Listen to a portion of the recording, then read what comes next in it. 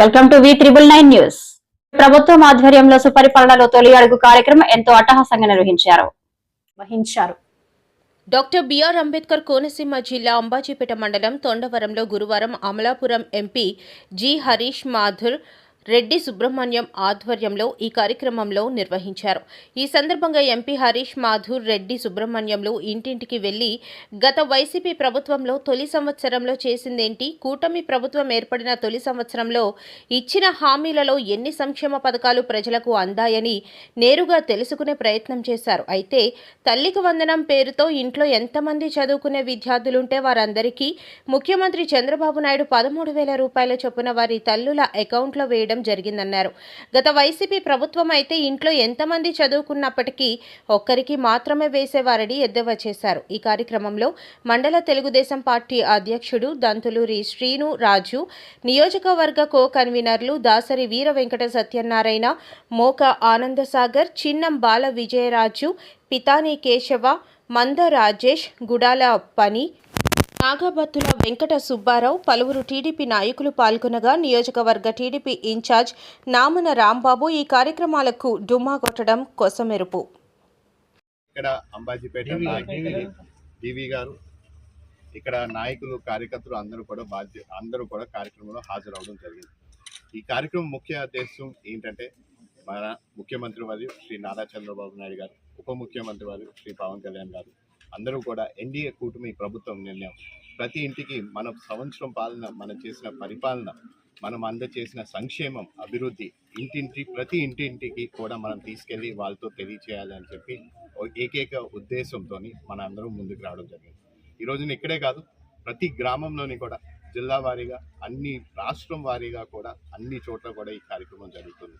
ప్రతి చోటకి వెళ్ళినప్పుడు వాళ్ళతోని మాట్లాడుతూ నేరుగా వారి సమస్యలు, ఇంకేమైనా సమస్యలు ఉంటే వాటిని కూడా మనం తీసుకుంటూ దాన్ని త్వరలోనే కూడా పరిష్కారం చూపించడం, లేకపోతే అక్కడికక్కడే కావాలంటే అధికారులతో మాట్లాడుతూ దాని గురించి పరిష్కారం చూపించేలాగా మేమందరం కూడా బాధ్యత తీసుకున్నామని తెలియజేస్తున్నాం.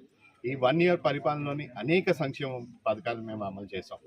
దీపం పథకం కింద గ్యాస్ బండి అయినా సరే, లేకపోతే మనం మెగా డిఎస్సి అయినా సరే, లేకపోతే తల్లికి వందనం, ఇవన్నిటినీ కూడా మేము అమలు చేయడం జరిగింది. వీటినితో పాటు రేపు రాబోయే రైతులకి అన్నదాత సుఖీభవ, అది కాకుండా లేకపోతే రేపు రావాల్సిన ఉచిత బస్సు సర్వీసు, ఇవన్నిటినీ కూడా వాళ్ళు తెలియచేయడం జరుగుతుంది. ఈ కార్యక్రమంలోని మాకు ఏకైక లక్ష్యం ప్రజల నుంచి నేరుగా వారి అభిప్రాయం ఏంటి అన్నీ కూడా తెలుసుకుంటూ, అదే విధంగా దానికి పరిష్కారం ఏ విధంగా మనం కూడా దాన్ని చూపించే విధంగా మేము ముందుకు అడుగులు వేస్తామని కూడా తెలియజేసుకుంటూ సెలవు తీసుకుంటాం. కూడా అందరినీ కూటమి ప్రభుత్వం అనే మేము మాట్లాడుతున్నాం, కానీ ఎక్కడ కూడా మేము సింగిల్ పార్టీ అని చెప్పి మాత్రం ఎక్కడ తెలియపరిచే సమస్య లేదు. అందరినీ కూడా కలుపుకుంటూ వెళ్తున్నాం. ఎక్కడైనా సరే వాళ్ళు కూడా కలిసి వచ్చిన వెంటనే వాళ్ళని కూడా కలుపుకుంటూ వెళ్ళడం జరుగుతుంది. ఇక్కడ నిర్ణయము పార్టీ ఆఫీస్ నుంచి, అధిష్టానం నుంచి వచ్చింది కాబట్టి దాన్ని ముందుకు తీసుకెళ్తున్నాం తప్పించి ఎక్కడా కూడా ఇంకో వేరే ఆలోచన అనేది లేదని కూడా ఈ సందర్భంగా తెలియజేసుకున్నాం. అంటే మీరు కూటమిలో భాగస్వాములు కదా, మమ్మల్ని వాళ్ళు చూడలేదు అని జనసేన వాళ్ళు కొంతమంది రైల్వే నిన్న ఒక మంచి మొదటి అడుగు. ఎందుకంటే మీరు అందరికీ తెలుసు, రైల్వే పైన చాలా అనేక కేసులు అనేవి పెట్టడం జరిగింది. హైకోర్టుకి కూడా తీసుకెళ్ళడం కూడా జరిగింది.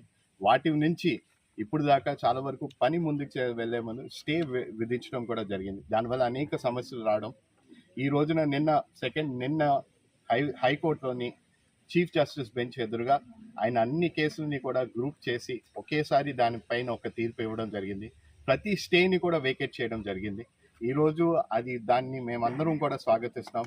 ఎందుకంటే ఇక్కడ ఈ ప్రాంతానికి, బిఆర్ అంబేద్కర్ కోనసీమ జిల్లాకి రైల్వే అనేది ఒక కళలాగా ఆగిపోయింది. కానీ ఈరోజు హైకోర్టు దాన్ని వేకేట్ చేయడం వల్ల ఇప్పుడు పరుగులు, ఇంకా రైల్వే పనులు అనేవి ఇంకా పరుగులు పెడతాయని కూడా ఈ సందర్భంగా తెలియజేస్తున్నాం.